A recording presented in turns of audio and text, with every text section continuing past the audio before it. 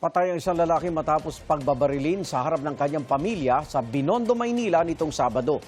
Sugatan naman ang anak niyang babae na nadaplisan ng bala. May unang balita si Jomer Apresto.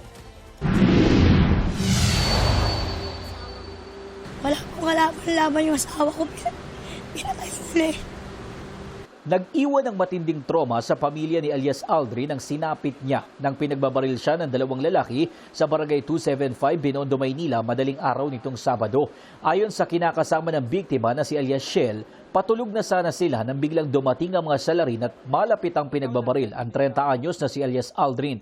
Nasaksihan daw ng mga menor de edad na anak nila ang nangyari sa kanilang ama. Pag-iwas ko po, binaril pa rin po yung asawa ko, may tama na.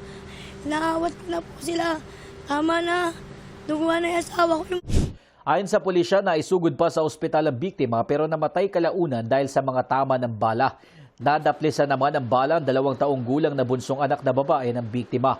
Bumuo ng Special Investigation Team ang Dalpan Police Station kasama ang Homicide Section. Sa backtracking ng mga pulis, nakita sa CCTV ang isang lalaking naka-jersey na nagtanong-tanong sa mga residente sa lugar ilang minuto bago maganap ang pamamaril. Maya-maya, naglakad siya papasok ng eskinita papunta kung saan nakatira at nagtitinda ang biktima. Actually, tinanong pa nung asawa ng biktima yung lookout kung anong kailangan, kung bibili ba. Hindi naman sumagot, umalis. Then, after ng ilang minuto, may dumating ng 2 lalaki. Ang lalaking naka-jersey nakitang lumabas na eskinita kasama ang isang gunman na nakasuot ng jacket at sombrero. Kasunod nila ang pangalawang shooter na nakasuot ng itim na sombrero at dilaw na t-shirt.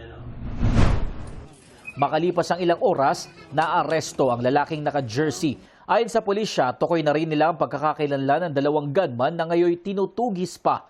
Ang gulong may kinalaman sa illegal na droga ang tinitingnan ng pulisya na motibo sa pamamaril. Kasi base sa report na nakuha namin, itong biktima ay gumagamit ng droga. At the same time, nagugrupo rin siya sa kalakaran ng droga dun sa lugar nila. Pero ayon sa kinakasama ng biktima, napagbintangan lang si alias Aldrin matapos siyang umawat sa gulo noong gabi ng July 24. Away bata lang po yun. Tapos nagsumbong po yung ibang pangkat sa kapwa niya pangkat. Aminado naman siyang gumagamit ng illegal na droga ang biktima. Mahigit 2 buwan pa lang daw na makalaya si alias Aldrin matapos makulong dahil naman sa illegal na armas. Nasa custodial facility na ng MPD ang isa sa mga sospek na tumangging magbigay ng pahayag. Maharap siya sa reklamong murder, gayon din ang 2 gunman. Ito ang unang balita. Jomer Apresto, GMA News.